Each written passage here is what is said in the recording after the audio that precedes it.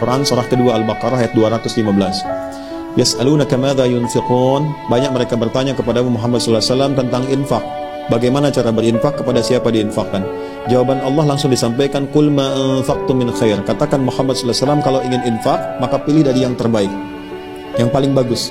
Nah, infak itu bahasa singkatnya nafkah.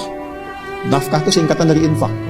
Infak itu nanti dibagi dua, ada infak wajib, ada infak sunnah. Infak wajib, infak suami kepada istri, kepada keluarga, disingkat dengan nafkah. Ada di mana ayatnya? Quran surah keempat An-Nisa ayat 34. Ar-rijalu qawwamuna 'alan nisa'i bima faddalallahu ba'dahum 'ala ba'dhin wa bima anfaqu min amwalihim. Laki-laki suami diberikan kelebihan oleh Allah dari istrinya, dan istri pun nanti punya kelebihan di sisi yang lain. Apa kelebihan itu? Di antaranya pelindung, pengayom, pengarah di rumah tangganya, plus diberikan kemampuan untuk menafkahi istrinya. Jadi kalau suami bekerja itu sifatnya nafkah. Kalau istri atau perempuan bekerja itu tidak disebut mencari nafkah, beda. Awas, ada pekerjaan, ada nafkah, itu lain. Nafkah itu kewajiban yang melekat kepada suami, yang nanti rizki yang Allah berikan akan mencukupi kebutuhan yang ada di dalam rumah tangganya. Jadi berapapun yang didapat bisa dibagi. Tapi kalau bekerja biasa, tidak mempunyai sifat nafkah, nanti punya sifat-sifat dan karakter yang berbeda. Didapatkan besar pun belum tentu mencukupi.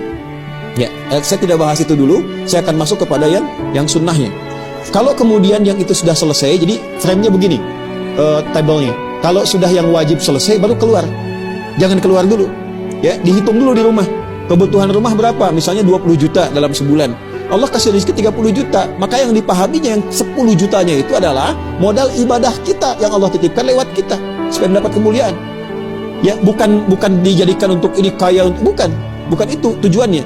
Jadi kebutuhan kita setelah dapat sebulan sekian, lebihnya yang kita sebut lebih itu sebetulnya peluang ibadah yang Allah titipkan lewat kita.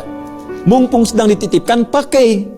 Sampai nanti Allah pindahkan ke tempat yang lain kalau itu tidak digunakan dengan baik. Ya, maka cara menggunakannya bagaimana? Satu, qul ma anfaqtum min khair. Kalau mau infak sifatnya materi, bisa makanan, bisa pakaian, bisa juga uang dan sebagainya, yang penting materi. Min khair yang terbaik. Satu, lil walidain, untuk orang tua. Qala rabbi auzi'ni an ashkura ni'mataka allati an'amta 'alayya wa 'ala walidayya wa an a'mala shalihan tardah. Ya. Orang tua. Kemudian setelah itu siapa? Wal aqrabin. Aqrabin itu keluarga dekat, ada dua tafsirnya. Satu, keluarga dekat lingkup mahram, ya, lingkup mahram. Misalnya anak kakak, anak adik, anak paman, Anda sukses tapi adik punya anak misalnya sekolah susah. Maka diinfaki. Tua menerima infak. Ingat, tidak boleh menzakati orang tua. Ya, tidak boleh. Orang tua itu hanya berhak menerima infak. Kemudian lil walidaini wal aqrabin wal yatama. Tafsir kedua akrabin itu bukan keluarga dari mahram, tapi orang yang hidup secara dekat dengan Anda. Bisa tetangga, bisa sahabat dan sebagainya. Ya, Anda tinggal, kerabat Anda jauh, tidak dengan Anda di Banten misalnya, dia di Sumatera, tapi kan tetangga Anda di samping-samping. Yang tahu kalau kita kena musibah, itu dulu yang membantu. Maka skemanya, berikan infak kepada mereka sehingga ada keyakinan dalam hati mereka dan kelembutan dan hadir bersama kita saat ada kesulitan di kemudian hari.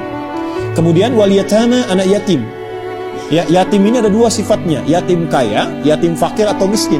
Kalau yatim fakir dan miskin boleh berikan zakat. Dalilnya Quran surah ke-9 ayat ke-60. Innamas shadaqatu lil fuqara wal masakin. Zakat disalurkan untuk orang fakir, orang miskin. Siapa dia? Termasuk yatim. Tapi kalau yatim kaya, dia nggak dapat bagian dari zakat. Dia dapat bagian dari infak. Ya, teman Anda di sini misalnya kaya, meninggal, ada anaknya.